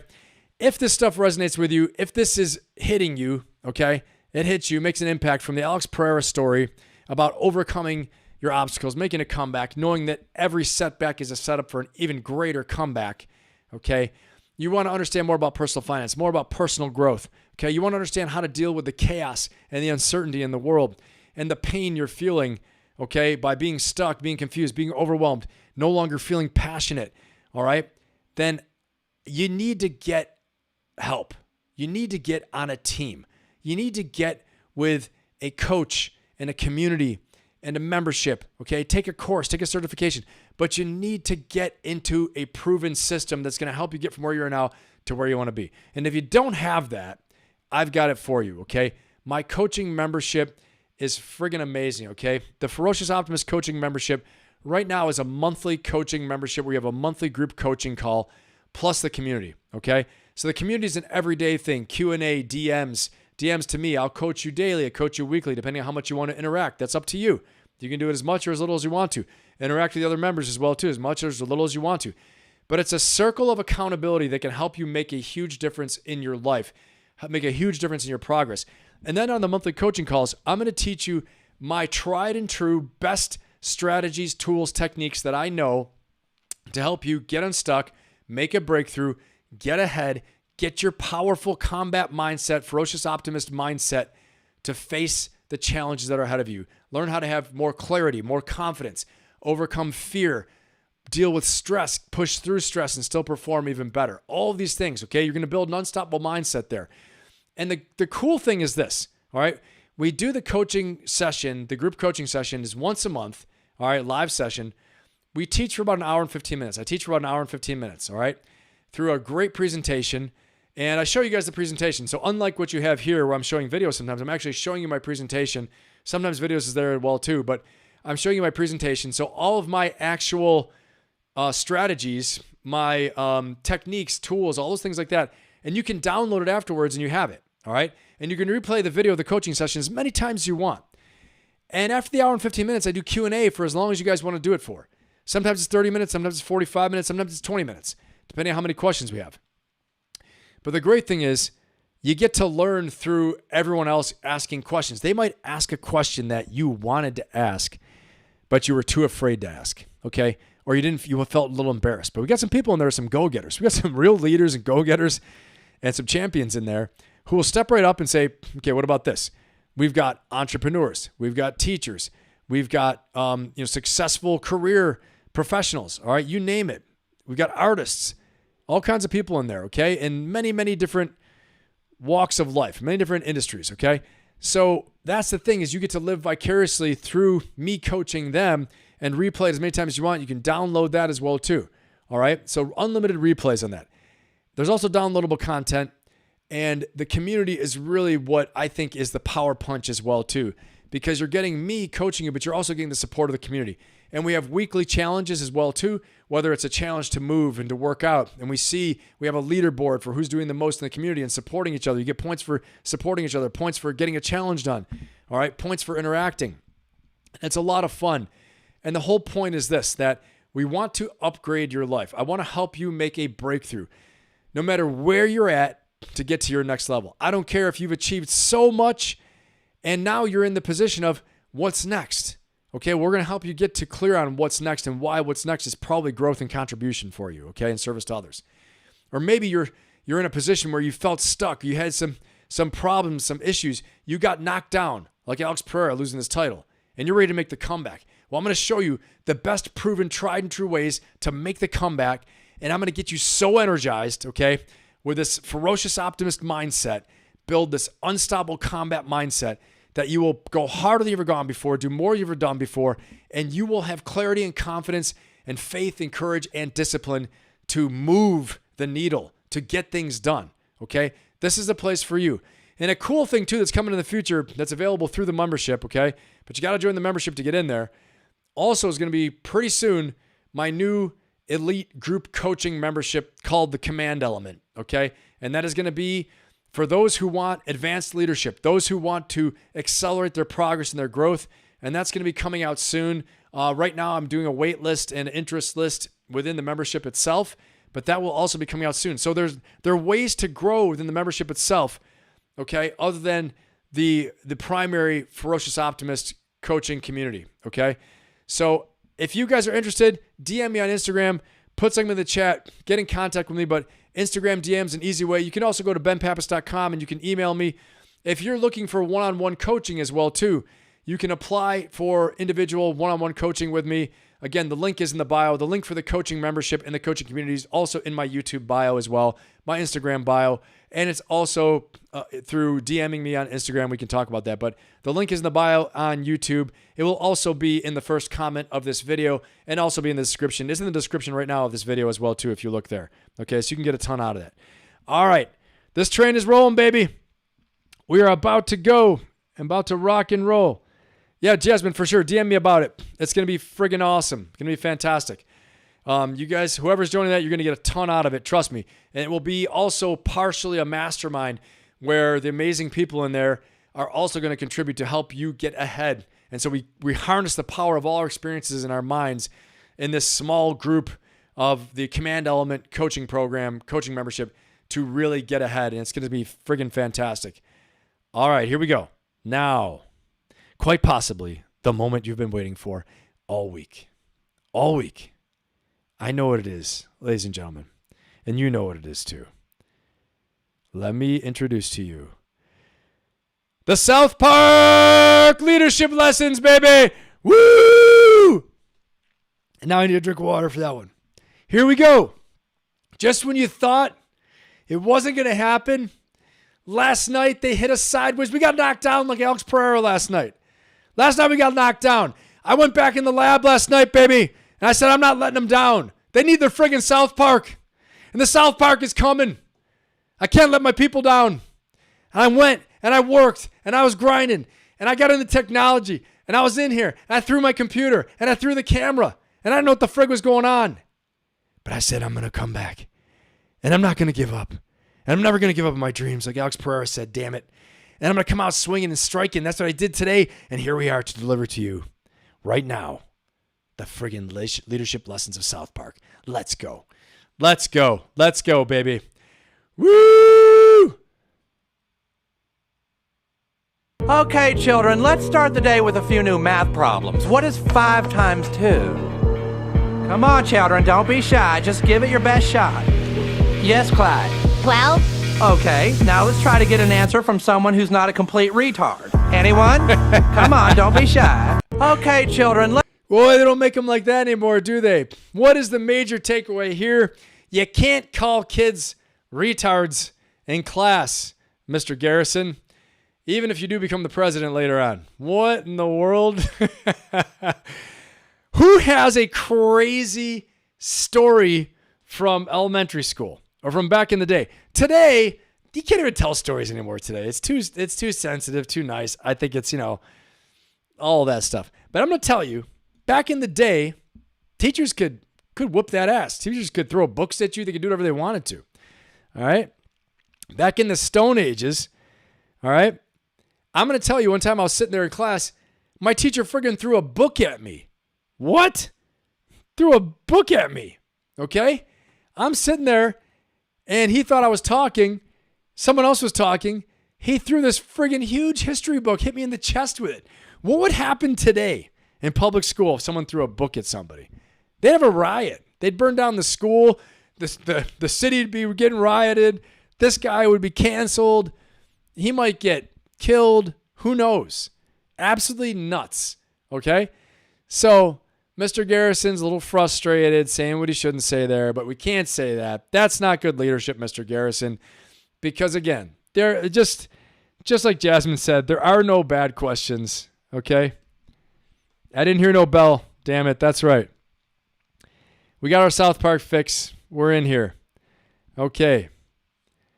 We're out. Here we go. Next one. We're going to do it. Definitely communication is key, though, as a leader. And Mr. Garrison is not demonstrating the leadership lessons that I teach to the leaders that I coach. I'm just going to say that, okay? Negativity is effective sometimes when, you need to interrupt a pattern. Mr. Garrison is doing a pattern interrupt there, but it's a little self-indulgent because he's making it about him and his joy and his happiness at making fun of, who is that, Kyle he's making fun of? Or whoever it is, all right? All right, let's check the next one. Let's see what's going on here. What do we got going?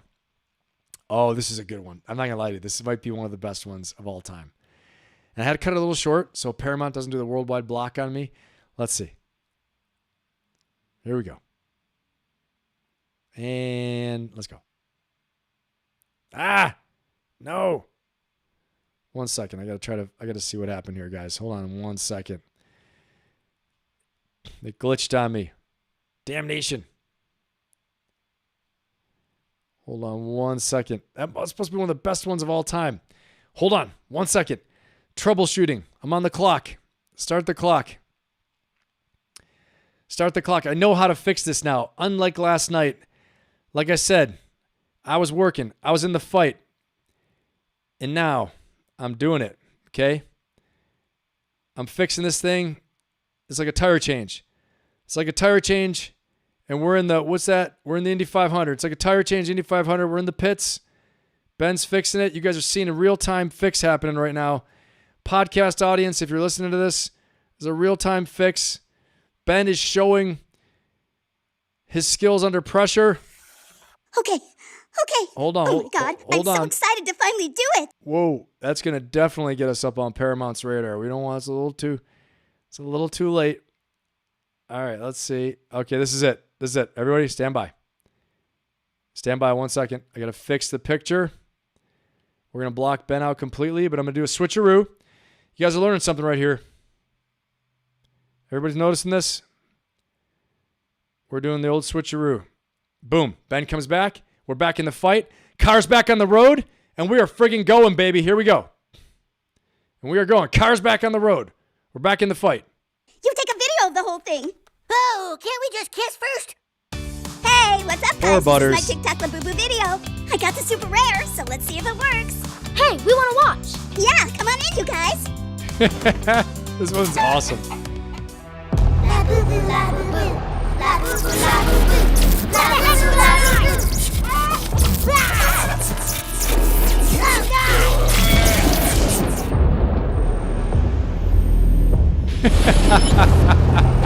Oh, What the hell is this? Labubu, labubu, labubu, labubu, labubu, labubu. Here it comes. Not today, Satan. Not today. Not today, Satan. We're not having it today. You never know what's going on. The leadership lesson here is inspect what you expect. If you're thinking your kid's involved in some type of satanic cult, you got to open the damn door and find out what's going on. Why do they have the pentagram etched into the ground? What is this Labubu thing you bought for them? Okay? What is it supposed to do? What's the benefit? Learn all about it. Pokemon used to be scary back in the day. What are these little Squirtles and friggin' golden Chia Pet looking thing? What are these things? Okay? You got to inspect what you expect. This could be the barracks on a Friday night. Old Lieutenant Pappas might be rolling up there. You never know what you're going to find when you're on duty, okay? Could be some crazy stuff happening. I know any former Marines, Army doggies out there, you guys are laughing right now for sure. That could be happening. That could be happening for sure.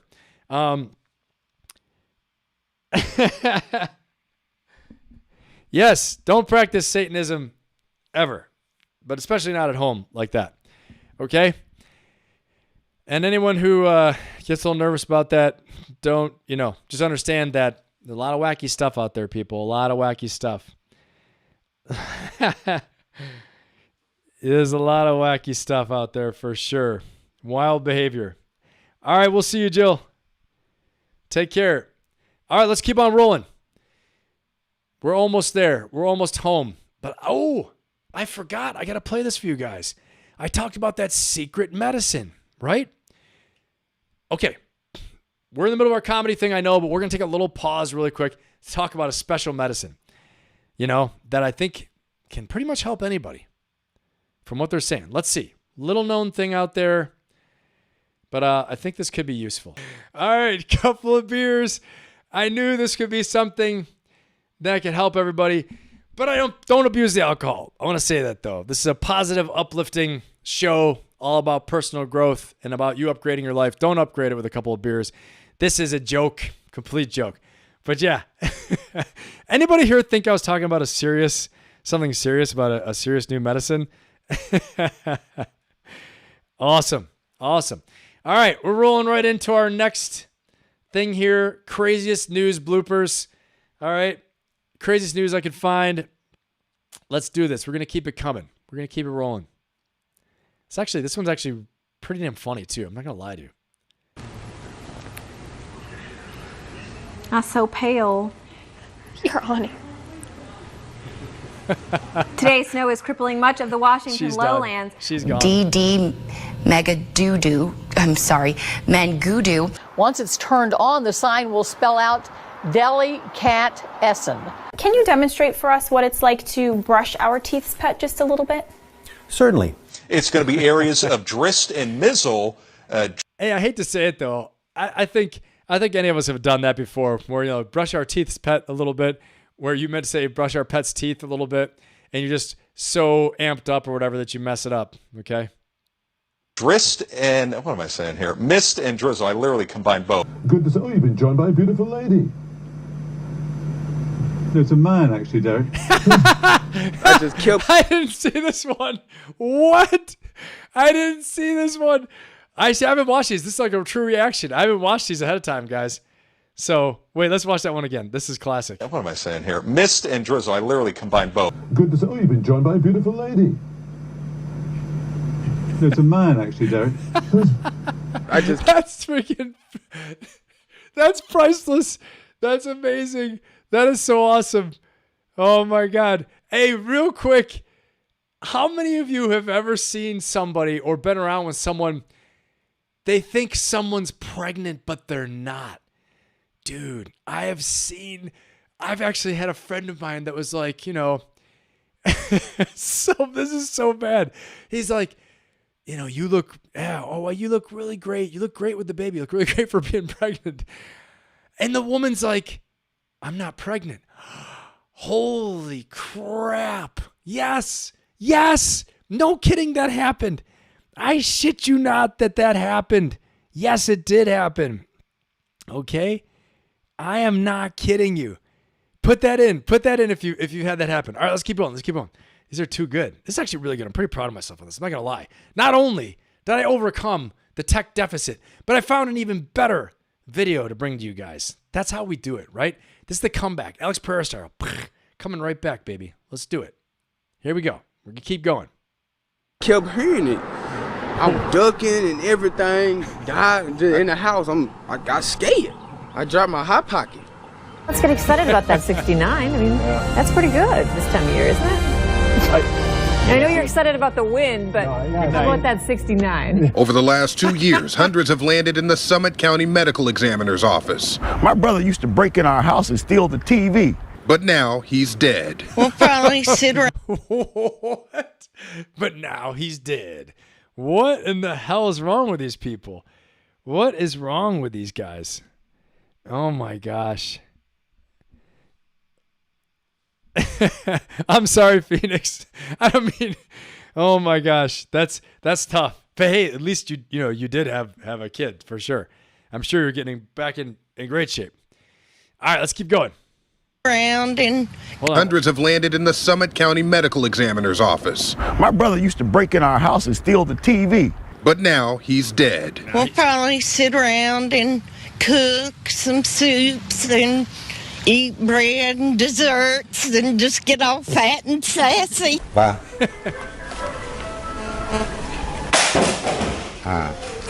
You like the A slight chance of some participation. It's rain. It's going to bring a possibility of some rain that will be moving into our area. Did you grab anything when you walked out the door? Grab nothing but 2 Tortino's pizza out of the refrigerator and my doggy, and we left. That's it. I tried to grab some other things, but they wasn't even worth it.